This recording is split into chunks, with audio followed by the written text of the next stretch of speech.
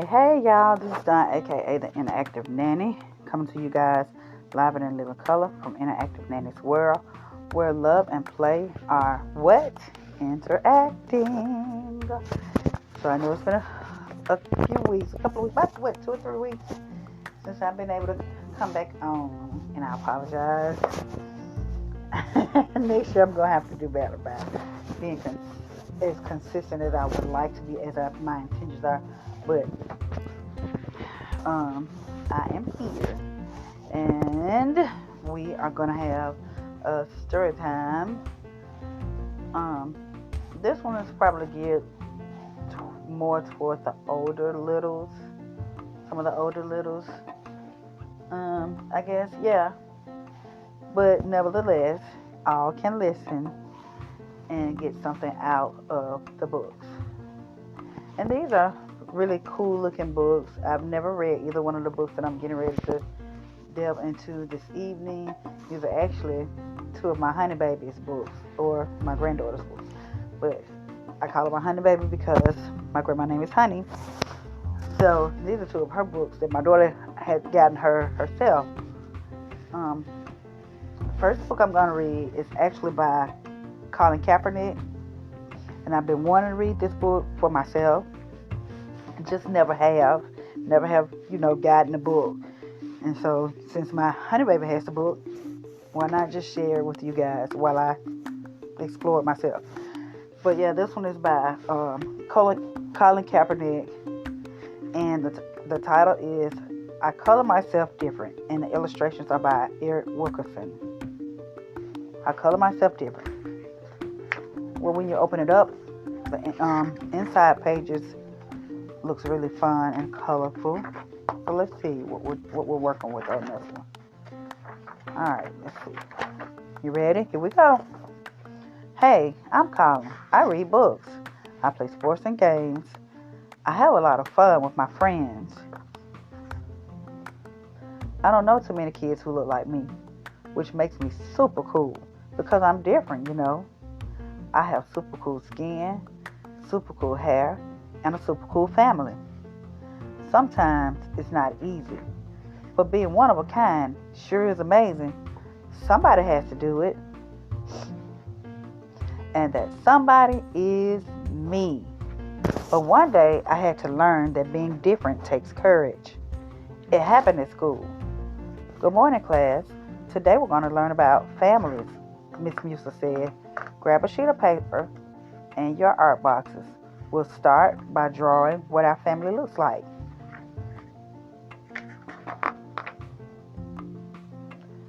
This is going to be easy, I thought to myself. I have the best family ever. I'm going to draw my mom, my sister, our kitty cat, Mr. Noodles, said Sarah. Well, I have a huge family with my parents, grandparents, and lots of cousins. I need 2 papers, joked Eric, my best friend. I didn't say anything because drawing is serious business. I had to choose just the right pencil, just the right paper, and just the right colors. I had to focus. First, I outlined, scribbled, shaded, erased, and outlined some more. Then I laid out all the crayons so I could pick the perfect colors. Aha! Got it! Finished. Miss Musa asked us to show our family portraits to the class, one by one. I love seeing how families look different and beautiful in their own ways. I couldn't wait to share mine. This is my mom, my dad, my sister, my brother, and my dog Kiwi. We like to go to the park, eat cookies, and... But before I could even finish, Becky blurted out, "Why are you the only brown one in your family?" Then I heard from the back, "Why did you color yourself different?" At first, I froze. I was surprised, shocked, stunned. I like being brown and different, but the questions made me feel bad. Then I remember when I asked my mom the exact same question. "Mom, why am I the only brown one in our family? Why am I a different color?" "Honey, some children join families when they are born, and others join families after they are born. When you were a baby, Colin, we decided to adopt you, and you made our family whole, Mom answered. Adopted means different. Adopted means special, Mom smiled. Being adopted is an extra special way to join a family. Even though we don't share the same skin color, we share the same love. And that's what matters most. Ever since Mom wrapped me in that big, warm hug, I knew having brown skin and being adopted made me special. I have brown eyes, a brown nose, and brown hands. Like Huey Newton, Angela Davis, Toni Morrison, Ida B. Wells Barnett. Just like the people who inspire, create, lead, and change the world. Muhammad Ali, Audre Lorde, Tommy Smith, John Carlos, Malcolm X. That made it easy for me to unfreeze quickly. I stood tall, opened my eyes, and said, I'm brown. I color myself different. I'm me, and I'm magnificent. I said it a little louder so those in the back could hear me. I'm brown. I color myself different.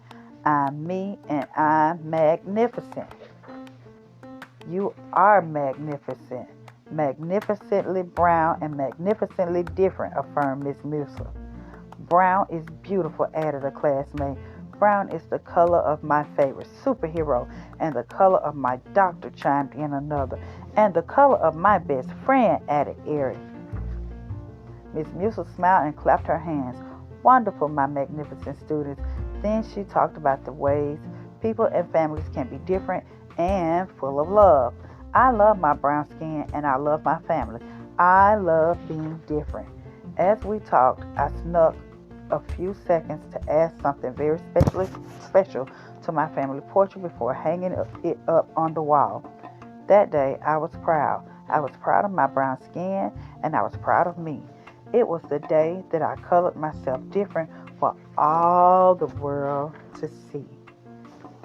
And that's the end of this story.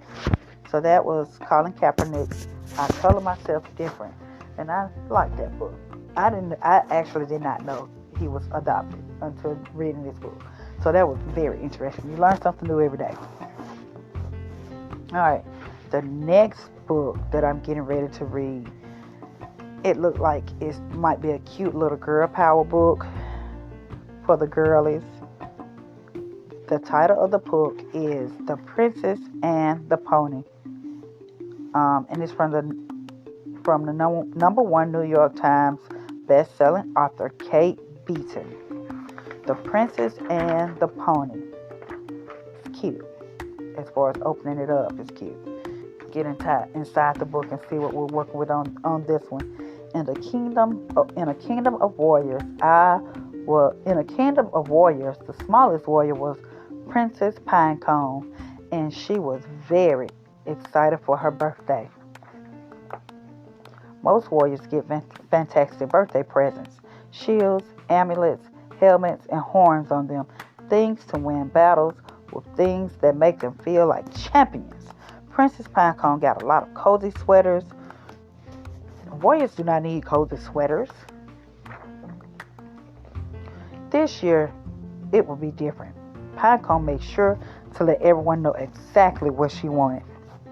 A big horse, a fast horse, a strong horse, a real warrior's horse. And they tried their best, but they didn't get it quite right. I can't ride that, said Princess Pinecone. It's too small. It's too round. And I think its eyes are looking in different directions. This was true, but only sometimes. But you can't say no to a birthday present, so she took the little pony to her room where it ate things it shouldn't have and farted too much. Well then. Now, as it happens, a great battle was coming up, and battling is a warrior's favorite thing to do.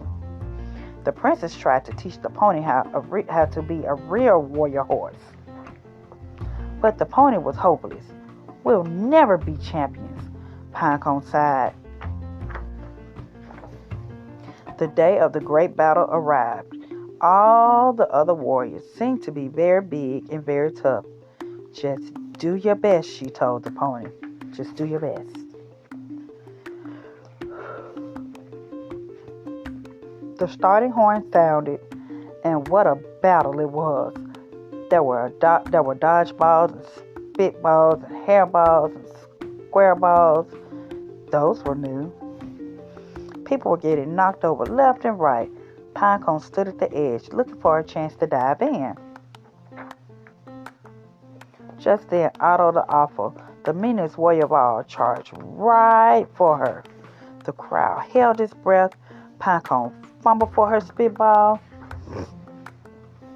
but Otto stopped in his tracks. His eyes grew very wide. "Aw," he said, "what a cute little pony. Who would want to hurt a roly-poly pony like you?" Warrior after warrior paused to admire the pony. "What a cutie pie," said Sally Smash. "He's so round," said Carlos the Cruel. "Aw, he looks a bit like me," said Huge Harold.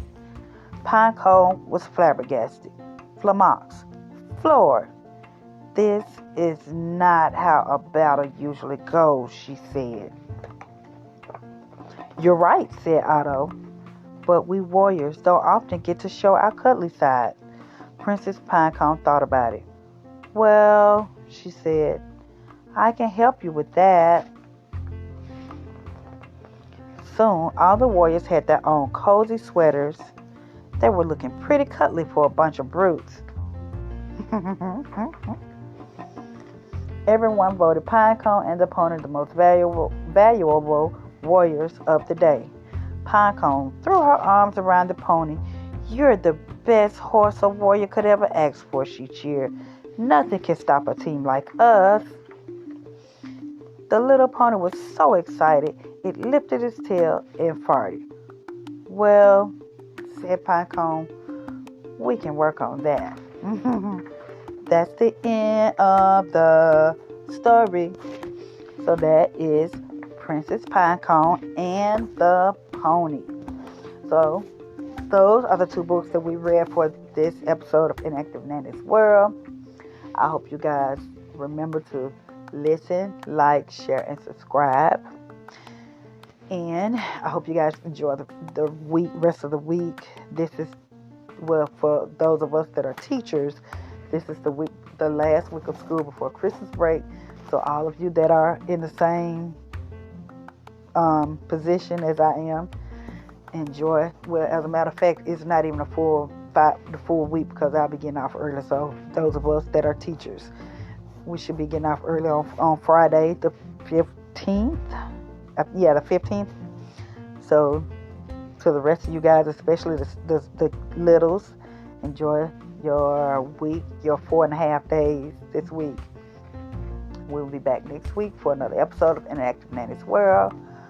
We'll love and play our interactive. Until then, this is Dawn, aka the Interactive Nanny, signing off from Interactive Nanny's World. You guys be safe, enjoy your week, be blessed, and I'll talk to you guys later. Until next week, bye-bye.